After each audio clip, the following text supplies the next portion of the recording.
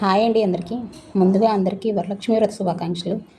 ఈ వీడియో ఏంటంటే మేము క్వార్టర్స్లో ఉంటూ వరలక్ష్మి పూజ ఎలా చేసుకున్నానని చూపిస్తానండి.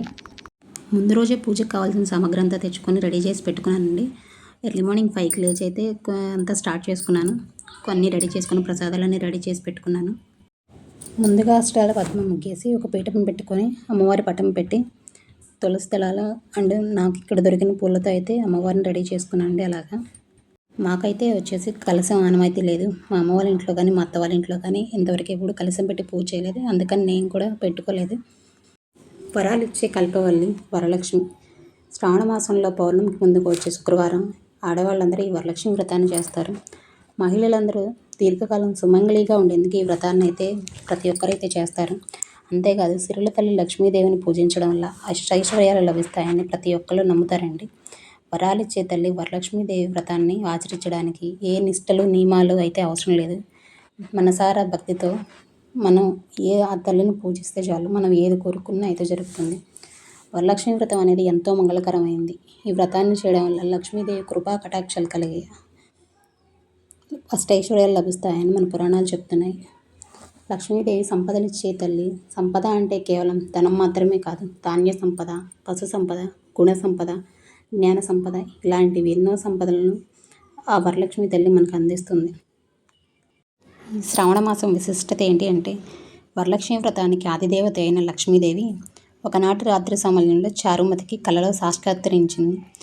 ముత్తైదులందరూ చేసే ప్రభావ వ్రతం శ్రీ వరలక్ష్మి నమస్తే వసుప్రదే సుప్రదే శుక్రవారం రోజున జరుపుకునే వరలక్ష్మి వ్రతంలో ధన కనక వస్తు వాహనాది సమృద్ధులకు మూలం. శ్రావణ శుక్రవారం వ్రతాలతో పాపాలు తొలగి లక్ష్మీ ప్రసన్నులు అవుతారని భక్తితో వేడుకుంటే వరాలిచ్చే తల్లి వరలక్ష్మీదేవి.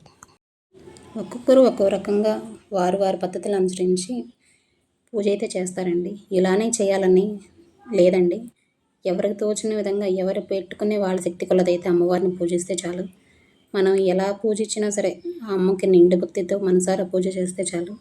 అంతకు ముందు రోజే చీర అన్నీ జాకెట్ ముక్కలు అన్నీ తెచ్చుకొని పెట్టుకున్నానండి. నేను ఇంతవరకు ఎప్పుడైతే పూజ చేసి ఇలా జాకెట్ ముక్కలు అమ్మవారికి ముత్తైదులు తాంబూలాలు అయితే ఇవ్వలేదు. మొదటిసారిగా ఇంకా చేద్దామని చెప్పేసి అప్పుడు చిన్నపిల్లలని చెప్పేసి చేయలేదు. ఇప్పుడు కొంచెం పెద్దవాళ్ళు అయ్యారని చెప్పేసి ఈ పూజ అయితే చేసుకున్నానండి. అండ్ ఫోన్లో నా దగ్గర అయితే పుస్తకం లేదు. తర్వాత ఫోన్లో పెట్టుకొని అష్టోత్తర శతనామాలు, తర్వాత వరలక్ష్మి వ్రత కథ అన్నీ ఫోన్లోనే విన్నానండి. చివరగా శ్రీ సూక్తం కూడా ఫోన్లోనే పెట్టుకొని విని మనకు రాకపోయినా సరే అది విన్నా చాలు అని చెప్పారండి. అందుకని నేను అన్నీ అలానే చేశాను. అమ్మవారికి ఇంకా నైవేద్యాలన్నీ సమర్పించేసి హారతి అయితే ఇచ్చి కొబ్బరికాయ కొట్టుకొని ఆ తర్వాత ఇంటికి వెళ్ళి అందరినీ ముత్తైదులందరినీ పిలుచుకొని వాళ్ళకైతే పండు తాంబూలం అయితే ఇచ్చేసానండి. ఇంకా తెలిసి తెలియక ఏదైనా పూజలో పొరపాట్లు చేసినా ఆ తల్లిని క్షమించమని కోరుకోవాలి. ఆ రోజు కూడా మా ఆయన డ్యూటీకి అయితే వెళ్ళాడు. ఇంకా మా ఆయన లేకపోయినా కానీ నేను ఒక్కదాన్ని చేసుకున్నాను. ఇంకా మా ఆయన వచ్చిన తర్వాత తోరం అయితే కట్టించుకొని మా ఆయన ఆశీర్వాదం అయితే తీసుకున్నానండి.